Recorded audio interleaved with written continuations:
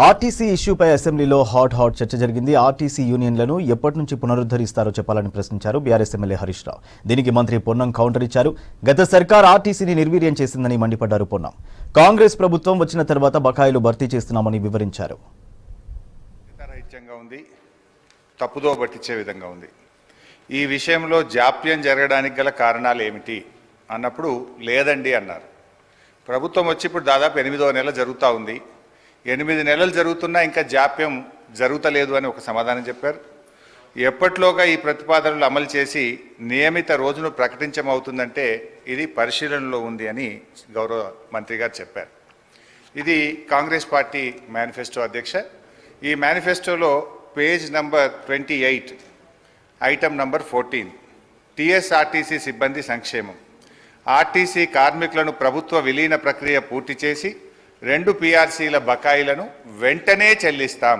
వెంటనే అంటే 8 నెలలు సమయం సరిపోదా అధ్యక్ష? నంబర్ 1. నంబర్ 2, వచ్చే పీఆర్సీ పరిధిలోకి టీఎస్ఆర్టీసీ కార్మికులను చేరుస్తాం. నంబర్ 3, రాష్ట్ర ప్రభుత్వ ఉద్యోగులతో సమానంగా అన్ని వసతులు సదుపాయాలు కల్పిస్తాం. నంబర్ 4, ఆర్టీసీ బస్సులను ఆధునీకరించి విస్తరిస్తాం. అధునాతనమైన సౌకర్యాలతో కొత్త సర్వీసులను ప్రారంభిస్తాం. Number 6 and last, RTC union పునరుద్ధరణకు అనుమతి ఇస్తాం. అయితే వారితో నా సూటి ప్రశ్నలు, నేను మంత్రి గారిని విషయాల్లోకి పోకుండా సూటిగా ప్రశ్నించదలుచుకున్నాను. మొదటి ప్రశ్న, గౌరవ మంత్రి గారు ఎప్పట్లోగా ఈ అపాయింటెడ్ డేట్ను ప్రకటిస్తారు? ఏ రోజు నుంచి ఆర్టీసీ ఉద్యోగులను ప్రభుత్వ ఉద్యోగులుగా గుర్తిస్తారు? పరిశీలనలో ఉంది, చూస్తాం చేస్తామని కాలయాపన చేయడం కాదు. ఒక ఖచ్చితమైన తేదీని ఈ సభ ద్వారా ఆర్టీసీ కార్మికులకు చెప్పాలని మీ ద్వారా గౌరవ మంత్రి గారిని కోరుతా ఉన్నా. క్వశ్చన్ నెంబర్ 2, యూనియన్ పునరుద్ధరణ చేస్తామని మీరు హామీ ఇచ్చారు. ఆ యూనియన్ పునరుద్ధరణ ఎప్పట్లోగా చేస్తారు? ఈ మధ్య మాకున్న సమాచారం ఏంటంటే ప్రభుత్వం నుంచి యూనియన్ పునరుద్ధరించేది లేదు అని మీరు ఉత్తర్వులు ఇచ్చినట్టుగా మా దృష్టికి వచ్చింది. మీరు ఉత్తర్వులు ఇచ్చారా లేదా? ఇవ్వకపోతే ఎప్పట్లోగా యూనియన్ పునరుద్ధరిస్తారు? క్వశ్చన్ నెంబర్ 3, ఆర్టీసీలో చనిపోయిన కార్మికులకు గతంలో మా బీఆర్ఎస్ ప్రభుత్వం ఉన్నప్పుడు చనిపోయిన పిల్లలకు వెంటనే పర్మనెంట్ ఉద్యోగం మేము ఇచ్చేవాళ్ళం. కానీ మీ ప్రభుత్వం వచ్చిన తర్వాత ఆ పర్మనెంట్ ఉద్యోగం అనే నిబంధన తీసేసి బ్రెడ్ విన్నర్ స్కీమ్ అనే స్కీమ్ పెట్టి కన్సాలిడేటెడ్ పే కేవలం 15,000 రూపాయల జీతం ఇచ్చి 3 ఏళ్ళు మీరు 15,000 జీతానికి పనిచేస్తే అప్పుడు పర్మనెంట్ చేస్తామని చెప్పి ఇలా చనిపోయిన కార్మికులకు మీ ప్రభుత్వం అన్యాయం చేసిన మాట వాస్తవమా? ఇది ఎందుకు తెచ్చారు? గత ప్రభుత్వం లాగా చనిపోయిన కార్మికుల పిల్లలకు వెంటనే రెగ్యులర్ ఉద్యోగం ఇవ్వాలని అడుగుతా ఉన్నాను. నంబర్ 3. క్వశ్చన్ నెంబర్ 4, గౌరవ ముఖ్యమంత్రి గారు మంత్రి గారు నెక్లెస్ రోడ్లో ఆర్టీసీ కొత్త బస్సులు, మా ప్రభుత్వం ఆర్డర్ ఇచ్చిన బస్సులు వస్తే జెండా ఊపినరు, చాలా సంతోషం. Government is a continuous process. అయితే ఆ జెండా ఊపిన సందర్భంగా కార్మికులకు ఒక 300 కోట్ల చెక్కు చూపించారు ముఖ్యమంత్రి గారు.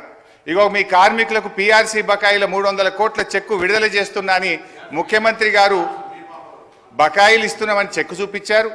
పాపం మా మంత్రి గారు ముఖ్యమంత్రి గారు వెళ్ళిపోయినాక కొన్ని డమ్మీ చెక్కులు, ఆ పెద్ద చెక్కులు కూడా కార్మికులకు ఇచ్చి ఫోటోలు కూడా దిగారు. ఇది ఏ రోజు ఇచ్చిందంటే ఫిబ్రవరి 10, 2024.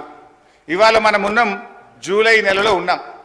ఇప్పుడు దాదాపు 5 నెలలైనా నెక్లెస్ రోడ్ నుంచి ఆ చెక్కు బస్ భవన్కు చేరలే. ఇంకా అది ఎప్పుడు చేరుతుంది, ఎప్పుడు ఇస్తారో దయచేసి చెప్పాలని కోరుతా ఉన్నా. క్వశ్చన్ నెంబర్ 5, మహాలక్ష్మి పథకం పెట్టారు, సంతోషం, వి అప్రిషియేట్. అయితే ఆ పథకానికి నెల బిల్లులు విడుదల చేయని మాట వాస్తవమా? మహాలక్ష్మి పథకం కింద రాష్ట్ర ప్రభుత్వం ఆర్టీసీకి ఇవ్వాల్సిన నిధులు ఎన్ని, ఇప్పటి వరకు ఇచ్చిన ఎన్ని, ఇవ్వకపోవడం వల్ల కార్మికుల యొక్క పిఎఫ్ మరియు సిసిఎస్ డబ్బులు మళ్లించి కార్మికులకు జీతాలు ఇచ్చిన మాట వాస్తవమా? ఆ నిధులు ఎప్పట్లోగా ఇస్తారో సూటిగా చెప్పాలి. అదేవిధంగా అధ్యక్ష, ఎందుకంటే ఇవన్నీ అధ్యక్ష గతంలో ఇవాళ మా ప్రభుత్వం ఉన్నప్పుడు ఆర్టీసీ కార్మికులకు, ప్రభుత్వ ఉద్యోగులకు 43% ఫిట్మెంట్ ఇస్తే ఆర్టీసీ కార్మికులకు 44% ఫిట్మెంట్ ఇచ్చాం. గత తెలుగుదేశం ప్రభుత్వంలో కార్మికులకు కేవలం బడ్జెట్లో 100 కోట్లు పెట్టారు. కాంగ్రెస్ ప్రభుత్వం 200 కోట్లు పెట్టింది. కానీ మా ప్రభుత్వం 1000 కోట్లు 1500 కోట్లు 1500 కోట్లు బడ్జెట్ లో పెట్టి ఆర్టీసీ సంస్థను మేము కాపాడాలి. సార్ గౌరవ సీనియర్ శాసన సభ్యులు హరీష్ రావు గారికి తెలుసు ఇది క్వశ్చన్ అవర్ అధ్యక్ష. క్వశ్చన్ అవరు స్పెసిఫిక్ 2 క్వశ్చన్స్ అడగాల. రెండోది చాలా సంతోషం మా మేనిఫెస్టోనైతే మొత్తం స్పష్టతతో మేము మేనిఫెస్టోలోకి సంబంధించిన అంశాల విషయంలో పాస్ మార్కులు పూర్తి స్థాయిలో మేము వేసినాము. ఈరోజు నేను కోరుతా ఉన్నా అధ్యక్ష, I request honourable members also through your chair. Sir ఇప్పుడు స్పెసిఫిక్ క్వశ్చన్స్ వేస్తే ఆన్సర్ రావడానికి ఆస్కారం ఉంటుంది. వారు సీరియస్గా డిబేట్ మొదలుపెట్టిన అధ్యక్ష. 10 క్వశ్చన్స్ ఉన్నాయి, మీరు 11 o'clock వరకే సమయం ఇచ్చిండ్రు, 11 గంటల వరకే సమయం ఇచ్చిండ్రు. మీరు మంత్రులు కూడా మాట్లాడాల్సి ఉంటుంది కదా, ఇచ్చిండ్రు మీరు మంత్రులు కూడా మాట్లాడాల్సి ఉంటుంది కదా అధ్యక్ష. హరీష్ రావు గారు, మంత్రి గారు ఒక్క నిమిషం కంప్లీట్ చేయండి. సార్ నేను స్ట్రైట్ క్వశ్చన్లు వేసిన మంత్రి గారు తప్ప ఎక్కడ నేను ఆర్టీసీకి సంబంధం లేని విషయమో రాజకీయాల జోలికి పోలేదు. నేను స్ట్రైట్ అడుగుతున్నా. అదేవిధంగా అధ్యక్ష, ప్రభుత్వం మనము ఆర్టీసీలో దివ్యాంగులకు, విద్యార్థులకు, ప్రభుత్వ ఉద్యోగులకు, జర్నలిస్టులకు మనం రాయితీతో బస్ పాస్లు ఇస్తాం. ఈ ప్రభుత్వం వచ్చిన 8 నెలల్లో ఆ రాయితీలకు చెందిన డబ్బు ₹1 ఇవ్వని మాట వాస్తవమా? ఆ డబ్బు ఎంత, ఎప్పటిలోకి ఇస్తారు, ఇవ్వకపోవడానికి గల కారణాలు ఏమిటి? దెన్ లాస్ట్ క్వశ్చన్ అధ్యక్ష, మనకు కార్మికులకు సంబంధించి మోటార్ ట్రాన్స్పోర్ట్ యాక్ట్ ఉంటుంది. డ్రైవర్లు కానీ కండక్టర్లు కానీ 8 గంటల కంటే ఎక్కువ పని చేయకూడదని ఉంటుంది. ఇందులో మహిళా కండక్టర్లు కూడా ఉన్నారు. కానీ వాళ్ళని 16 గంటలు 18 గంటలు పని చేయించడం వల్ల పని ఒత్తిడికి లోనై దాదాపు కొన్ని వందల సంఖ్యలో కార్మికులు చనిపోతున్నమాట వాస్తవమా? మహాలక్ష్మి పథకం వచ్చిన తర్వాత ఓవర్లోడ్ కావడం ద్వారా పని గంటల భారం పెరిగి దానికి సరిపడా మీరు డ్రైవర్లను కండక్టర్లను నియామకం చేయకపోవడం వల్ల ఒక్కొక్కరు 16 గంటలు 18 గంటలు పనిచేసి కార్మికులు ఇబ్బంది పడుతున్న విషయం ప్రభుత్వం దృష్టికి వచ్చిందా? దానికి అనుగుణంగా కండక్టర్ల డ్రైవర్ల నియామకం ఎప్పట్లోగా చేస్తారు. సో మళ్ళీ ఒకసారి ఫైనల్గా దయచేసి మేము ప్రభుత్వాన్ని రాజకీయాలకు పోకుండా వెంటనే ఆర్టీసీ ప్రభుత్వ ఉద్యోగులుగా గుర్తించే ప్రక్రియ ఏర్పాటు చేయాలని, దాని స్పెసిఫిక్ డేట్ ఇచ్చి ఈ రాష్ట్రంలో ఎంతో ఆశలతో ఎదురు చూస్తున్న ఆర్టీసీ ఉద్యోగులకు ఈ సభ ద్వారా తీపి కబురు అందించాలని మీ ద్వారా ముఖ్యమంత్రి గారిని, మంత్రి గారిని కోరుతున్నా. శ్రీ వేముల ప్రశాంత్ రెడ్డి గారు.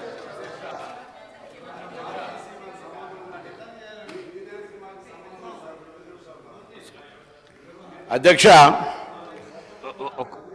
దయ్యాలు వేదాలు వల్లించినట్టుగా 10 సంవత్సరాలుగా ఆర్టీసీని చంపి ఆర్టీసీ ఉంటుందా పోతుందా తీసేస్తామనేటువంటి పరిస్థితులలో ఒక ఎగ్జిక్యూటివ్ డైరెక్టర్ రిటైర్ అయిన ఎండీగా పెట్టి ఆర్టీసీకి జవాబు చెప్తున్నా మీరు జవాబు చెప్తా ఉన్నా. ఇలా 10 సంవత్సరాలుగా ఎప్పుడైతే కమిటీ కాలేమో కమిటీ 10 సంవత్సరాలుగా చేయనటువంటి వీళ్ళు ఎలక్షన్ల ముందట ఎటువంటి సంప్రదింపులు లేకుండా, ఏమి చర్చలు లేకుండా, కనీసం ఆర్టీసీ యాజమాన్యంతో కూడా మాట్లాడకుండా ఆదర తీసుకొచ్చి మళ్ళీ దానికి రాజకీయ రంగం పులవడానికి కార్మికులను రెచ్చగొట్టి గవర్నర్ అనుమతిస్తలేరు, గవర్నర్ దగ్గర ఇంటికి పోయి ప్రొటెస్ట్ చేయించేటువంటి రాజనీతి చేసిన వీళ్ళు ప్రొటెస్ట్ చేయించేటువంటి రాజనీతి చేసిన వీళ్ళు ఎలా మాట్లాడుతున్నారు? ఆర్టీసీ కార్మికులకు సంబంధించి గౌరవ సభ్యులు అడిగినట్టుగా ఆన్సర్ చెప్తున్నా, ఒప్పుకోండి. అదేవిధంగా ఈరోజు తప్పకుండా సార్, అసలు వీళ్ళు కార్మిక సంస్థలు రద్దు చేసి ఇవాళ యూనియన్లకు సంబంధించినటువంటి వీళ్ళు మాట్లాడుతూ ఉన్నారు. ఇలా పునరుద్ధరణ గురించి వాళ్ళకి ఏం హక్కు ఉంది? ఎవరు రద్దు చేసినారు, ఎందుకు రద్దు చేసినారో ముందు మీరు ఆ కార్మికులకు క్షమాపణ. మీరు యూనియన్లు రద్దు చేసి మీరు ఆర్టీసీ గౌరవ అధ్యక్షులు మీరు మీ కుటుంబ సభ్యులు ఉండి వాళ్ళు చంద్ర అంటుంటే కూడా అచ్చిపోయి 50 రోజులు అంటుంటే కూడా 50 రోజులు సమ్మె పట్టించుకొని మీరు ఒక్క బస్సు కొనే అధ్యక్ష 10 సంవత్సరాలుగా గౌరవ ముఖ్యమంత్రి గారు మా ప్రభుత్వం వచ్చిన తర్వాత బరాబరిగా ప్రభుత్వం బస్సులు కొన్నది. అంతేకాదు 2013 నుంచి పెండింగ్ లో ఉన్నటువంటి 280 కోట్ల బకాయిలను మెయిన్ రూపంలో ఉంటే ఇచ్చిన 80 కోట్లు పేమెంట్ అయింది. ఆన్లైన్ లో యాజమాన్యం ఇతర అవసరాల గురించి కలుగుతా ఉంది. ఇంకొక మాట అడిగినారు అధ్యక్ష, మేము ఎన్నడూ మా ప్రభుత్వం వచ్చిన తర్వాత కార్మికులకు సంబంధించిన పిఎఫ్ కావచ్చు, కోఆపరేటివ్ సెస్ ₹1 ముట్టలే. 4000 కోట్ల బకాయిలు వాళ్ళ సంస్థ కార్మికుల సొమ్ము వాడుకున్నారు అధ్యక్ష. ఇవాళ ఆర్టీసీ 7,000. ఈరోజు ప్రభుత్వం మహాలక్ష్మి పథకం కింద నెలకు 300 కోట్లు ఇచ్చారు అధ్యక్ష. ఇప్పటికే 70 కోట్ల మంది మహిళలు ప్రయాణం చేస్తే అధ్యక్ష 2400 కోట్ల రూపాయలు ఆ మహిళల పేరు మీద వచ్చినటువంటి సొమ్మును 2,000 కోట్లను ప్రభుత్వం తరఫున ఆర్టీసీకి ఇచ్చినాం. ఆర్టీసీ ఇంకొక మాట చెప్తా ఉన్నారు, కారుణ్య నియామకాలకు సంబంధించి అధ్యక్ష కారుణ్య నియామకాల పాలసీ ఎవరు తెచ్చినా ఇంకా సరళీకృతం చేసి ఈరోజు ఆర్టీసీ కార్మికుల కుటుంబాలందరికీ కూడా ఆధారం ఇస్తా ఉన్నాం. మేమేం ఎన్నడే జీవోలు మార్చలే, తప్పకుండా ఆర్టీసీ కార్మికుల కుటుంబాల నుంచి చనిపోయిన వాళ్ళతో పాటుగా ఆరోగ్యం బాగలేనటువంటి వాళ్ళకు కూడా వాళ్ళ పిల్లలకు ఉద్యోగాలనే పాలసీ తీసుకొచ్చినాం అధ్యక్ష. ఆర్టీసీ తార్నాక హాస్పిటల్ని కూడా ఇవ్వాలనే మొన్ననే ఎంఆర్ఐతో పాటుగా సిటీ స్కాన్ తీసుకొచ్చి ఖ్యాతి ల్యాబ్ దాకా అభివృద్ధి చేసి ఆర్టీసీ కార్మికులతో పాటుగా అనేకం తీసుకుపోయే ప్రయత్నం చేస్తాను అధ్యక్ష. అదేవిధంగా ఈరోజు 45 లక్షలు ప్రయాణం చేసే సంస్థ 56 లక్షల మందిని ప్రయాణం చేస్తున్నారు అధ్యక్ష ఈరోజు. అంతేకాదు 3000 కొత్త బస్సులకు సంబంధించి వారు అడుగుతా ఉన్నారు ఉద్యోగాలకు సంబంధించి అడుగుతా ఉన్నారు. 3035 మంది ఉద్యోగులకు నియామకం చేస్తున్నారు. అవును అధ్యక్ష, ఆర్టీసీ ఇలా వాళ్ళందరికీ ధన్యవాదాలు చెప్తా ఉన్నా.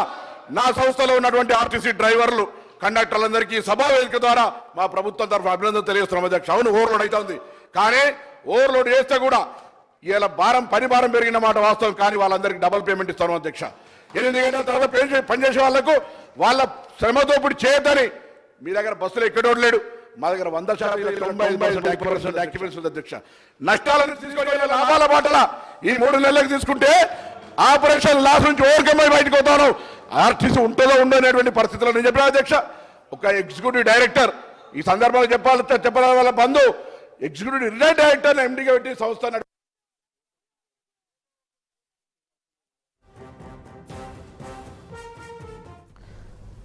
సభలో బీఆర్ఎస్ తీరుపై తీవ్ర స్థాయిలో ఫైర్ అయ్యారు సీఎం రేవంత్ రెడ్డి. 20 ఏళ్లకు పైగా ఎమ్మెల్యే, అసెంబ్లీ వ్యవహారాల మంత్రిగా పనిచేసిన హరీష్ కు సభా సంప్రదాయాలు తెలియవా అని ప్రశ్నించారు సీఎం. ఆర్టీసీపై హరీష్ పచ్చి అబద్దాలు మాట్లాడుతున్నారని మండిపడ్డారు రేవంత్. కార్మిక సంఘాలను రద్దు చేసిందే బీఆర్ఎస్ అని చెప్పారు రేవంత్. గతంలో ఆర్టీసీ యూనియన్ల గౌరవ అధ్యక్షుడిగా హరీష్ ఉన్నారని గుర్తు చేశారు. హరీష్ ను ఎలా తొలగించాలో తెలియక యూనియన్లనే రద్దు చేశారని చెప్పారు సీఎం. హరీష్ రావు గారు దాదాపుగా 2004-05 సంవత్సరం నుంచి శాసనసభ్యుడిగా ఈ సభలో కొనసాగుతున్నారు. 2014 నుంచి 2023 వరకు వారు మంత్రిగా కొనసాగినరు. వారికి లెజిస్లేటివ్ అఫేర్స్ మినిస్టర్గా కూడా పనిచేసిన అనుభవం ఉంది. చైర్ మీద ఆరోపణలు చేయడం ఏ సభ్యుడికి తగదు. వినండి. ఎందుకు అంటే ఇది ప్రాధాన్యతతో కూడుకున్న సమస్య. కార్మికుల పక్షాన కార్మికులు కష్టాలలో ఉన్నప్పుడు 50 రోజులు దీక్ష చేసినప్పుడు 50 మంది చనిపోయినప్పుడు ఖమ్మం జిల్లాకు సంబంధించిన డ్రైవర్ శ్రీనివాసరెడ్డి గారు తన పిల్లలు పెద్ద ఉద్యోగాలలో ఆర్థికంగా బలంగా ఉన్న ఆనాటి ప్రభుత్వం యొక్క వివక్ష 50,000 కార్మికుల పట్ల చూపిస్తున్న విధానాన్ని వ్యతిరేకిస్తూ ఆత్మ బలిదానం చేసుకున్నప్పుడు ఆ కుటుంబాలకు వాళ్ళందరూ అండగా నిలబడ్డారు. అట్లాంటి కార్మికుల తరఫున కొట్లాడే కమ్యూనిస్టు పార్టీ ఈ సభలో వాళ్ళ తరఫున మాట్లాడడానికి అడిగితే మీరు వాళ్ళకు అవకాశం ఇచ్చిండ్రు. ఎందుకు? కార్మికులు ప్రాధాన్యత, కార్మికుల తరఫున కొట్లాడే వాళ్లకు ప్రాధాన్యత ఇవ్వాలి. ఈ ప్రభుత్వానికి ఏదైనా వాళ్ళ సూచనలు ఉపయోగపడితే ఆ సమస్యల్ని పరిష్కరించాలి అనే ఉద్దేశంతో మీరు సాంబశివరావు గారికి అవకాశం ఇచ్చిండ్రు.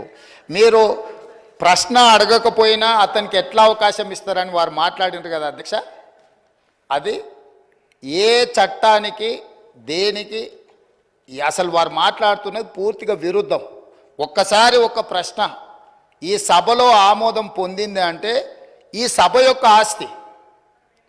సభ ప్రశ్న అడిగిన వాళ్ళకే అవకాశం ఇవ్వాలి, మిగతా వాళ్ళకి అవకాశం ఇవ్వద్దని ఏ చట్టంలో లేదు. ఒక్కసారి ప్రశ్న ఈ ప్రశ్నావళి 10 ప్రశ్నలు ఉన్నాయి కదా అధ్యక్ష. ఇప్పుడు ఇందులో ఉన్న ఈ ప్రశ్నావళి ఈరోజు ఆమోదం పొందిన ఈ 10 ప్రశ్నలు ఉన్నాయి కదా. 10 ప్రశ్నలు క్వశ్చన్ అవర్, 1 గంటలో ఈ 10 ప్రశ్నలకు చర్చ జరిగి దీని మీద సమాధానాలు చెప్పడానికి కోసమే 10 ప్రశ్నలు పెట్టింది. అంటే ప్రతి ప్రశ్నకు 6 నిమిషాలలో మనం చర్చ ముగించుకోవాలి. అట్లా 60 నిమిషాలల్లో వీటన్నిటికీ ప్రభుత్వం వైపు నుంచి సమాధానాలు రాబట్టుకోవడానికి ప్రయత్నం చేయాలి. కొన్నిసార్లు ప్రశ్న యొక్క ప్రాధాన్యతను బట్టి తమరు అనుమతిస్తే ఆ చర్చ ఒక్కోసారి కొంత ఎక్కువసేపు కూడా జరగడానికి అవకాశం ఉంటుంది. ఎప్పుడైతే ఈ ఈ ఈ క్వశ్చన్స్ సభకు అడ్మిట్ అయి హౌస్లోకి వస్తాయో ఇది హౌస్ ప్రాపర్టీ అవుద్ది, ప్రశ్న అడిగిన వాళ్ళ ప్రాపర్టీ కాదు అధ్యక్ష. దయచేసి వారు 20 సంవత్సరాలు ప్రజాప్రతినిధిగా పనిచేసినని పదే పదే జబ్బలు జరుచుకుంటారు కదా. కనీసం లెజిస్లేటివ్ అఫేర్స్ మినిస్టర్గా పనిచేసిన హరీష్ రావు గారికి ఒక్కసారి ప్రశ్న సభలోకి వచ్చిందంటే సభ్యుల యొక్క అందరి ఆస్తి ఇది అధ్యక్ష. ఎవరికి మాట్లాడడానికి అవకాశం ఇవ్వాలనేది చైర్ యొక్క విచక్షణ అధికారం అధ్యక్ష. తమరు సాంబశివరావు గారికి అవకాశం ఇవ్వడాన్ని సభ్యుడు తప్పు పట్టడాన్ని 100% తప్పు. కాబట్టి వారు అట్లా మాట్లాడడాన్ని భవిష్యత్తులోనైనా సవరించుకోవాలి. అదేవిధంగా వారు పదే పదే రూల్ బుక్ గురించి మాట్లాడుతున్నారు అధ్యక్ష. అదే రూల్ బుక్లో చాలాసార్లు వారు కోట్ చేసిరు, సభ్యులు చైర్ను వదిలి పోడియంలోకి వస్తే అదే రూల్ బుక్లో ఆ సభ్యులను బయటకు పంపించే ప్రొవిజన్ కూడా ఉంది అధ్యక్ష. తమరికి తెలుసు కదా అధ్యక్ష అది. కానీ మీరు అది ఉపయోగించలే. ఎందుకంటే ఈ సమస్య యొక్క ప్రాధాన్యత మీకు తెలుసు కాబట్టి వారు ఎంతసేపు అడిగినా దానికి ప్రభుత్వం వైపు నుంచి స్పష్టమైన సమాధానం ఇచ్చిండ్రు. ఆ సమాధానంతో వాళ్ళు సంతృప్తి చెందకపోవచ్చు. ఎందుకంటే 10 సంవత్సరాలు వాళ్ళు చేసిన తప్పులు ఈ ప్రభుత్వం కూడా చేయాలని వాళ్ళ కోరిక ఉండొచ్చు. కానీ ఈ ప్రభుత్వం ఒక నిర్దిష్టమైన ప్రణాళికతోని కార్మికులను ఆదుకోవాలని, ఆ సంస్థను బ్రతికించాలని, ఈరోజు ఆ సంస్థను ఆర్థికంగా బలోపేతం చేయాలి అని ఈరోజు అహర్నిశలు కృషి చేస్తుంటే వారు పదే పదే వారు గతంలో ఆ కార్మిక శాఖకు గౌరవాధ్యక్షుడిగా ఉన్నారు. ఆనాటి ముఖ్యమంత్రికి ఈయనను ఎట్లా తొలగించాలనో అర్థం కాక ఆ కార్మిక సంఘాన్ని రద్దు చేసిండు. ఎందుకంటే ఈయన తొలగించాలంటే ఏం చేయాలనో తెలియక వాళ్ళ అంతర్గత సమస్యలు వాళ్ళ ఇష్టం, వాళ్ళ కుటుంబ సమస్యలు వాళ్ళు ఏమైనా కొట్లాడుకొని, కానీ ఆ కార్మిక సంఘాలనే రద్దు చేసింది వాళ్ళ అధ్యక్ష. అట్లాంటిది ఇప్పుడు మళ్ళీ మొదటికి వచ్చి పాత తప్పులన్నీ కప్పిపుచ్చుకోవడానికి ఈరోజు కొత్తగా ఈ ప్రభుత్వం మీద బురద జల్లి మంత్రి గారిని బుల్డోజ్ చేసే విధంగా మాట్లాడడం ఏమాత్రం సమంజసం కాదు అధ్యక్ష. చివరిగా నా సూచన ఒకటే సభ్యులందరికీ, ఎందుకంటే ఇక్కడ దాదాపుగా 119లో 60కి పైగా మొదటిసారి ఎన్నికైన సభ్యులు ఉన్నారు. ఆ సభ్యులు ఏమనుకుంటారు వారు మాట్లాడింది విని? హరీష్ రావు గారికి 20 సంవత్సరాల అనుభవం ఉన్నది, ప్రశ్న వేసిన వాళ్ళే సప్లిమెంటరీ క్వశ్చన్స్ అడగాలనేమో అని ఈ సభ్యులందరూ కూడా తప్పుగా అర్థం చేసుకునే అవకాశం ఉంది. అందుకే మా నూతన సభ్యులకు నేను చెప్తున్నా, ఒక్కసారి క్వశ్చన్ హౌస్లో అడ్మిట్ అయిందంటే ఆ క్వశ్చన్